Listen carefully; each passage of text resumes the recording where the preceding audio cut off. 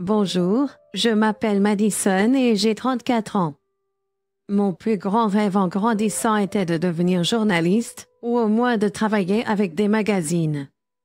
J'avais un don pour l'écriture et je suis devenue assez familière avec les tendances. Donc ce n'était pas surprenant lorsque j'ai poursuivi des études en journalisme et médias à l'université. Après avoir obtenu mon diplôme, j'ai progressivement changé d'entreprise, mais aucune d'entre elles n'était de grand tabloïd. Ça ne me dérangeait pas car je faisais quelque chose que je rêvais de faire depuis des années. Finalement, j'ai atterri dans une assez grande entreprise et j'ai eu l'impression d'avoir finalement atteint le meilleur que je pouvais. Il s'était écoulé 7 bonnes années depuis l'obtention de mon diplôme et vers l'âge de 28 ans, j'ai rencontré mon mari, Jean. Jean venait d'une famille assez aisée qui avait sa propre entreprise. Je mentionne cela seulement parce que sa mère, Marie, me détestait et m'insultait toujours car elle pensait que j'étais d'un statut inférieur au sien, donc je n'aurais pas dû l'épouser. Quoi qu'il en soit, Jean et moi avons daté pendant environ 3 ans avant de décider de nous marier. Comme je l'ai dit, Marie, la mère de Jean, n'était pas contente de moi. Elle me rabaissait toujours et se moquait du fait que je travaillais pour un magazine et que j'avais un diplôme en journalisme. J'étais assez blessée et contrariée au début car ce n'est pas ainsi qu'on traite quelqu'un, mais pour une raison quelconque. Marie pensait que c'était acceptable de le faire. Jean a toujours pris ma défense contre sa mère et son père. Pierre prenait également ma défense chaque fois qu'il était là pour entendre les choses que Marie disait. J'étais reconnaissante pour tous les deux, mais au fil des mois, j'ai commencé à m'habituer aux insultes de Marie. Jean avait même proposé que nous prenions un peu de distance avec elle au début, mais je n'étais pas d'accord avec ça. Jean travaillait avec son père, et s'il arrêtait de parler à sa mère, cela pourrait rendre les choses gênantes pour Pierre. Pierre était vraiment une personne incroyable et je ne voulais pas qu'il se retrouve dans une telle position.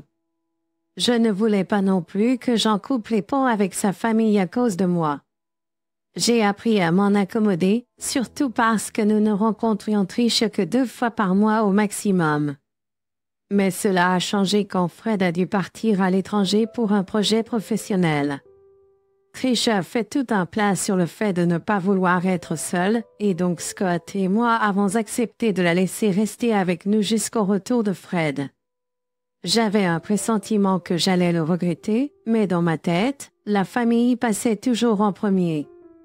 Bien sûr, c'était l'enfer de vivre avec elle quand elle scrutait et critiquait constamment tout ce que je faisais, en plus des insultes qu'elle me lançait à tout moment, mais cela ne me dérangeait pas tant qu'elle ne me causait jamais de tort.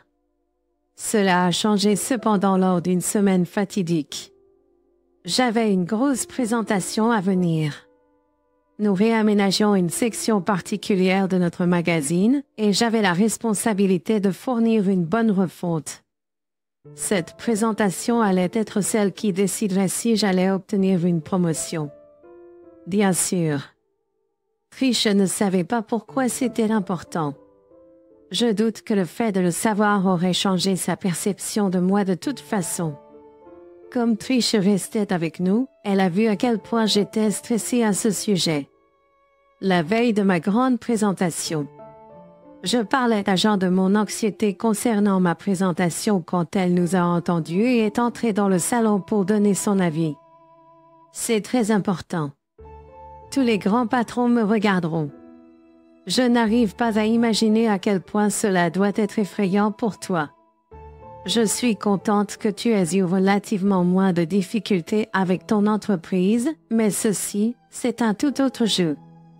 J'ai tellement peur de tout gâcher. Hey, ne dis pas ça. Tu vas bien te débrouiller. J'aimerais tellement y croire. Je me sens tellement incertaine de tout. Et si je ratais ma présentation? Je n'ai pas pu m'empêcher d'entendre votre conversation à tous les deux. Maman. Nous sommes en train d'avoir une conversation privée là. Eh bien, Madison, je voulais juste te dire que tu n'as rien à craindre. Tu n'as certainement pas les compétences pour quoi que ce soit, donc tu vas probablement mal te débrouiller demain. Excuse-moi? Regarde, considère simplement cela comme une opportunité d'arrêter de travailler et de devenir femme au foyer. Au moins de cette façon, tu seras digne de mon fils.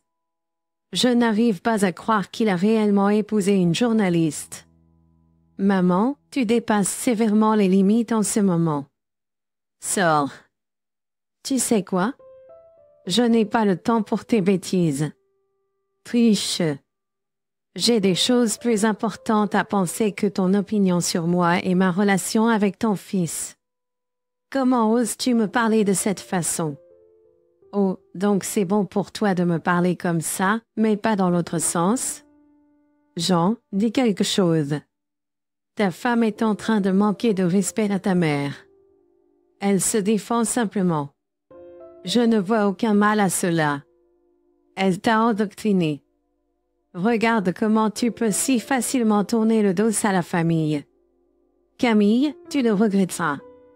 J'étais furieuse de l'audace que Marie avait de s'incruster dans la conversation de Jean et moi et de m'insulter si ouvertement. Jean a bien sûr essayé de s'excuser pour le comportement de sa mère, mais je l'ai arrêté avant qu'il ne le fasse. Il n'était pas responsable du comportement blessant de sa mère. Nous avons décidé d'en rester là pour la nuit et sommes allés nous coucher. J'étais beaucoup trop concentrée sur tout le reste pour même penser à la menace de Marie à mon égard. J'ai supposé que sa menace ne signifiait que plus de tourments, ce qui honnêtement, je me fichais à ce moment-là. Ce fut une bataille à mener après ma présentation. Le lendemain, je me suis précipitée au travail avec mon ordinateur portable à la main. Quand je l'ai ouvert, j'ai immédiatement réalisé que quelque chose n'allait pas. Tous les fichiers qui étaient là sur mon bureau avaient disparu. Un rapide coup d'œil sur mon ordinateur portable m'a fait réaliser qu'il avait été reformaté. J'ai commencé à paniquer évidemment. J'avais envoyé par email la présentation, alors j'ai essayé de me calmer avec cette pensée. Je me suis connecté à mon compte email pour voir que tout, et je dis bien tous mes emails, avaient été supprimés. Même la corbeille a été vidée. J'ai senti mon cœur s'enfoncer et des larmes ont jailli de mes yeux. J'ai ressenti une peur comme aucune autre à ce moment-là. J'ai dû aller voir mon patron et lui expliquer ma situation, et il n'était pas content de moi. J'ai dû l'écouter me crier dessus pendant un bon moment avant qu'il me dise de ne pas m'embêter avec la présentation car il avait déjà demandé à quelqu'un d'autre de s'en occuper au cas où je ferais une erreur. J'ai su à ce moment-là que toute opportunité pour moi de grandir dans cette entreprise avait été anéantie. Je ne pouvais pas croire que c'était ainsi que ma vie s'était déroulée. Je suis rentrée chez moi en larmes. J'en étais pas encore partie travailler, mais en voyant mon état, il a pris sa journée. Il m'a enlacée et m'a laissé pleurer un moment. Quand je me suis un peu calmée, il m'a demandé ce qui s'était passé.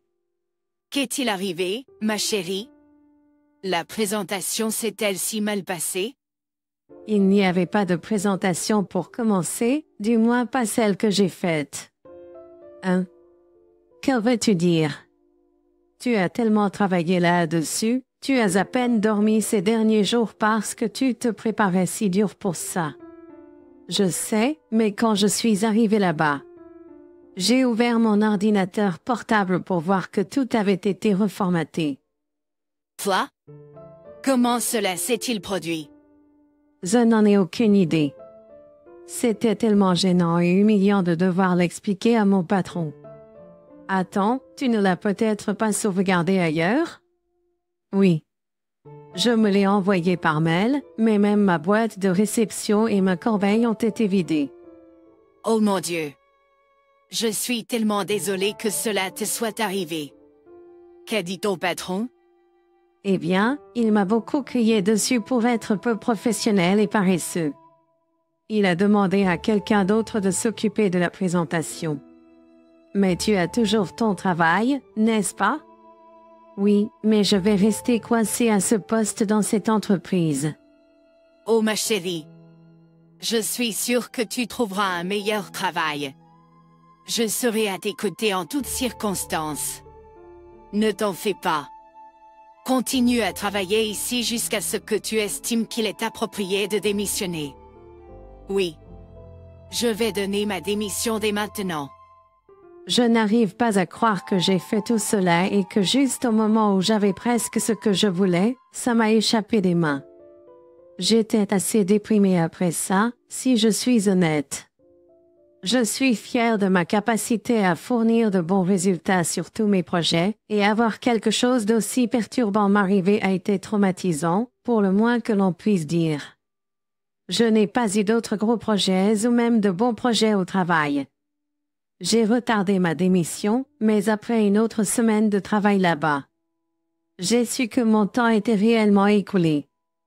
J'ai donné ma démission et j'ai juste attendu que mon temps là-bas soit écoulé.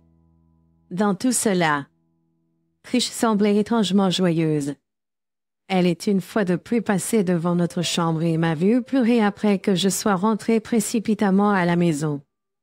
Jean lui a dit de nous laisser tranquilles, mais elle avait l'air heureuse. Elle n'arrêtait pas de faire des remarques sur le fait qu'elle m'avait dit que je ferais la présentation.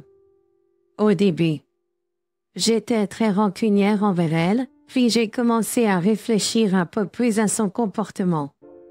Bien sûr, l'une des raisons pour lesquelles elle aurait pu être vraiment heureuse, c'est que j'allais enfin devenir une femme au foyer après avoir fini de travailler avec l'entreprise. Ou elle était heureuse parce qu'elle avait quelque chose à voir avec mon malheur qui a conduit à la ruine de ma carrière. Je ne sais pas comment l'expliquer exactement, mais j'avais ce sentiment au fond de moi qui me disait qu'elle avait quelque chose à voir avec le reformatage de mon ordinateur portable et la suppression de mes fichiers.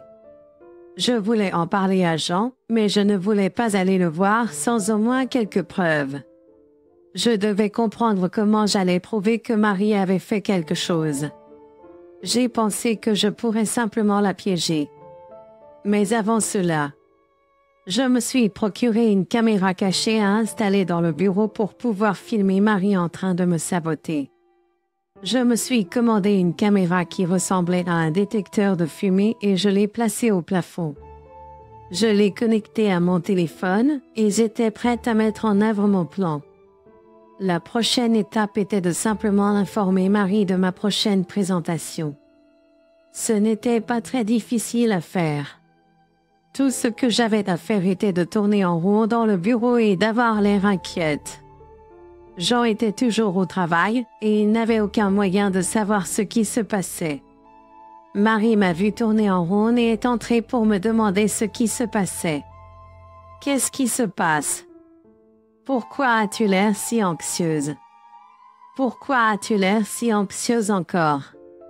Un autre projet? Chut. Regarde. J'ai besoin d'en parler à quelqu'un.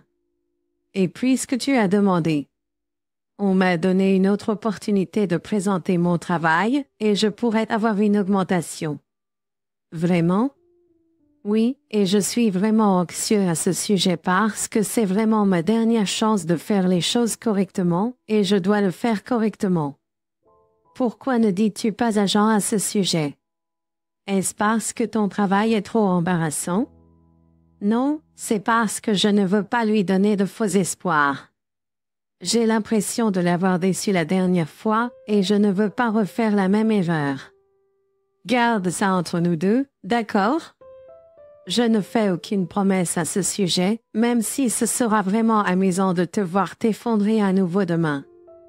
Pourquoi souhaites-tu toujours ma chute? Je pense juste que tu es mieux adaptée à être une femme au foyer. C'est bien moins embarrassant que ce que tu fais dans ce moment. Tu sais quoi? Je n'ai pas le temps pour ça, ni ne m'intéresse à ce que tu penses de moi. S'il te plaît, laisse-moi tranquille pour pratiquer ma présentation avant le retour de Jean à la maison. Marie est partie, mais pas avant d'avoir jeté un œil sur mon ordinateur portable et de m'avoir lancé un sourire narquois. J'ai senti dans mes os qu'il se passait quelque chose. J'ai attendu un peu plus longtemps au bureau et je suis partie seulement quand j'en ai rentré à la maison.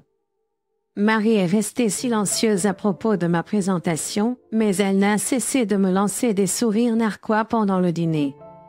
Après le dîner, Jean et moi sommes retournés au lit. J'ai ouvert les images de bureau sur mon téléphone et je les ai surveillées au cas où je verrais un mouvement. Jean et moi avons regardé quelques épisodes d'une série télévisée comme nous le faisions chaque soir. Il n'y a pas eu de mouvement jusqu'à minuit. J'ai vu Marie entrer dans le bureau. J'ai immédiatement attiré l'attention de Jean sur l'écran de mon téléphone. Jean était d'abord confus, mais il a regardé quand Marie a ouvert mon ordinateur portable et a commencé à fouiller jusqu'à ce que mon ordinateur portable s'éteigne et redémarre. Jean m'a regardé pour une explication et je lui ai expliqué ce que j'avais fait. Dire qu'il était furieux contre Marie serait un euphémisme. Marie était toujours dans le bureau parce qu'elle avait décidé de rester et de fouiller dans mes affaires. Jean est sorti du lit et a foncé dans le bureau. Il a ouvert la porte et Marie a pâli en le voyant. Jean a fait de son mieux pour rester calme, alors il lui a juste demandé ce qu'elle faisait dans le bureau. « Que fais-tu au bureau? Maman? » Oh, Rara.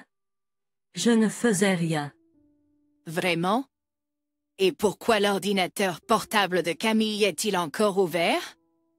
Tu m'accuses d'avoir fouillé ses affaires. Je pense que tu as fait bien plus que ça. Maman. Tout d'abord, je suis entrée ici uniquement parce que je pensais que cette pièce avait besoin d'être nettoyée. Et deuxièmement, tu sais que ta femme est stupide, elle a probablement juste oublié de fermer son ordinateur portable. Tu as pensé à nettoyer le bureau à minuit? Et ne parle pas de Camille de cette façon. Ne me parle pas de cette façon. Tu es un homme adulte, mais je suis toujours ta mère. Oui, ma mère qui a MVC et saboté ma femme. De quoi tu parles? Regarde, on t'a surprise à réinitialiser l'ordinateur portable de Camille. Tu m'espionnais. Non, nous avons juste pensé que nous devrions prendre des mesures de précaution supplémentaires pour nous assurer que ce qui est arrivé à Camille ne se reproduise jamais. C'est dégoûtant. Comment oses-tu me filmer sans mon consentement? Je n'ai pas installé de caméra dans ta chambre. Je l'ai installée dans mon bureau, et tu es entré sans mon consentement.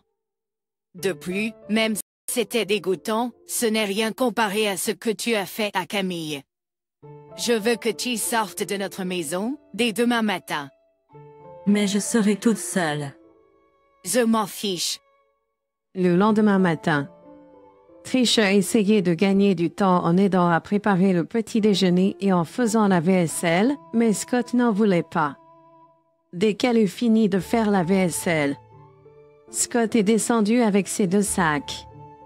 Il lui a dit qu'il avait préparé ses affaires pour elle et lui a commandé un Uber.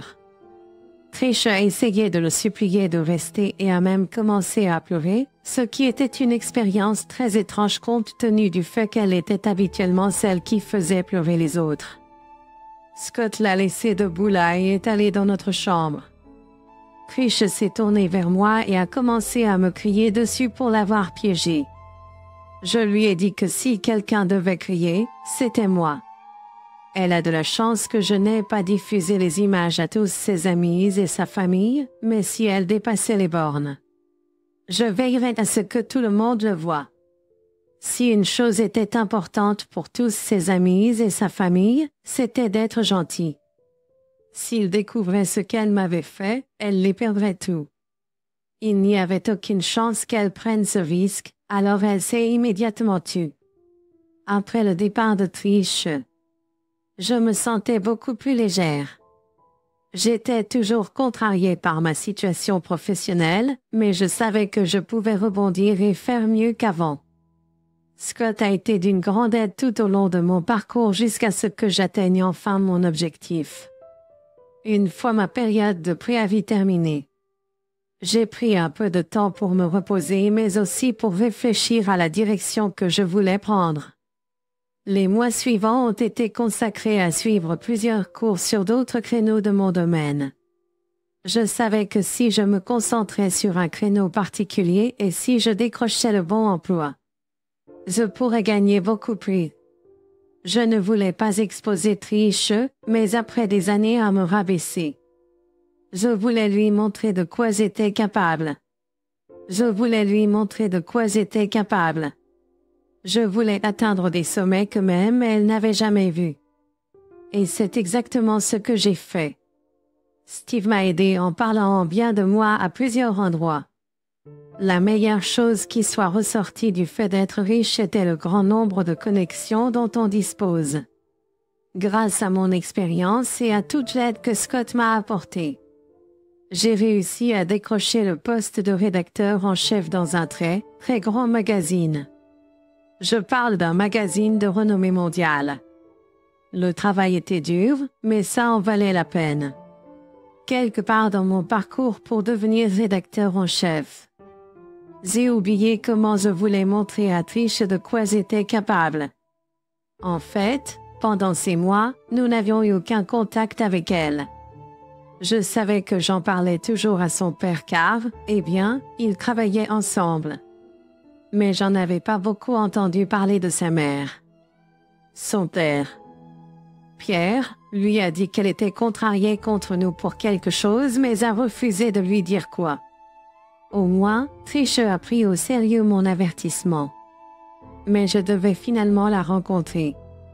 Et il se trouve que ma société organisait une énorme fête à laquelle beaucoup de grandes personnalités étaient invitées, y compris Marie et Pierre.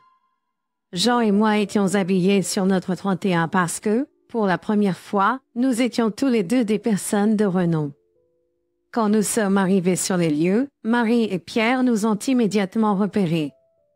Ils nous ont fait signe de venir et nous les avons salués. Marie m'a dévisagé avant de sourire. Marie, ne prête pas attention à ce qu'elle dit. Camille. Tu es ravissante, comme toujours. Alors, comment ça va? Camille. Ouais, comment se passe le chômage? Tu es au chômage?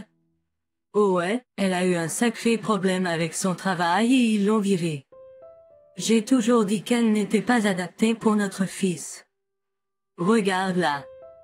Elle ne peut même pas garder un emploi. Ça suffit, maman. PFF, arrête de prendre son parti. C'est assez triste que je doive la voir partout où nous allons. Je n'aurais pas à le faire si tu la laissais comme je te l'avais dit. D'accord, c'est assez. Soit tu arrêtes de parler, soit je pars. Mais Madison, ma chérie, fais-moi savoir si tu as besoin d'un emploi, d'accord? Ce serait un plaisir de travailler avec toi. C'est une offre tellement gentille de ta part, Pierre. Mais j'ai peur de ne pas pouvoir accepter ton offre. C'est logique. Je t'ai dit qu'elle était paresseuse et incompétente. À ce moment-là, mon nom a été appelé et les gens ont commencé à applaudir. J'ai regardé vers la petite scène et le PDG était là, en train de me faire signe de venir sur scène. Je me suis tournée vers Pierre et Marie et je me suis excusée. Pierre avait l'air amusé tandis que Marie avait l'air confuse et en colère. Marie avait l'air confuse et en colère. Le PDG a prononcé son discours et m'a félicité pour mon bon travail dans l'entreprise. Il m'a loué pour mes talents et ma capacité à réinventer et à apporter un nouvel aspect au magazine. Le public a beaucoup applaudi pour moi et a demandé un discours de ma part. Bien sûr. J'ai dû remercier Jean d'avoir toujours été à mes côtés et toutes les personnes qui ont travaillé avec moi, sans lesquelles le magazine n'existerait pas. J'ai terminé mon discours en remerciant la seule personne qui ne croyait pas en moi et qui me rabaissait constamment, car sans leur négativité constante, je ne me serais jamais poussée à être meilleure. Quand je suis descendu de scène, tout le monde m'a arrêté pour me parler et on m'a aussi posé beaucoup de questions sur qui était le détracteur anonyme, mais je suis restée silencieuse à ce sujet. Je me suis dirigée vers la table à laquelle Pierre, Marie et Jean étaient assis. Jean m'a fait le plus gros câlin et m'a félicité, et Pierre s'est levé pour me faire un câlin aussi. Marie m'a regardé avec colère. Oh! Camille, ma chérie, c'est incroyable. Je comprends tout à fait pourquoi tu ne voudrais pas venir travailler avec nous. Merci. Fred, bien que j'admette que si tu avais proposé cela il y a environ 6 mois, je n'aurais accepté. Tu aurais dû accepter l'offre de Fred. Au moins, tu aurais été mieux payé. Mieux payé, chérie? Je ne pourrais jamais faire ça. D'accord, elle ne vaut pas tout cet argent.